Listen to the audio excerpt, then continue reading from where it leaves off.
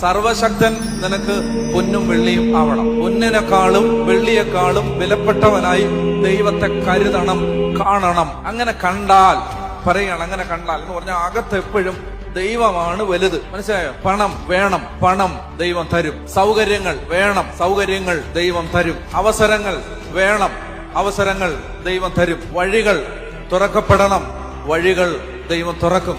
ഇതിനകത്തല്ല നമ്മുടെ എനർജി കളയേണ്ടത്, മറിച്ച് കർത്താവിൽ നമ്മുടെ ആനന്ദം വെക്കണം. ദൈവത്തെ കൺമുമ്പിൽ കാണണം, ദൈവത്തെ മുൻനിർത്തി ജീവിക്കണം. ഇന്ന് രാവിലെ എഴുന്നേറ്റപ്പം മുതൽ ഇവിടേക്ക് വരുന്നത് വരെ ദിവസത്തിൽ എത്ര തവണ ദൈവമെന്ന വിചാരം ഉള്ളിൽ വന്നു? എത്ര നേരം പ്രാർത്ഥിച്ചു? എത്ര നേരം കർത്താവിന്റെ വചനം വായിച്ചു? എത്ര നേരം ദൈവത്തോട് സംസാരിച്ചു? ഉള്ളിൽ രാഷ്ട്രീയമാണോ വരുന്നത്? ഉള്ളിൽ മറ്റുള്ളവരെ കുറിച്ചുള്ള ചിന്തകളാണോ വരുന്നത്?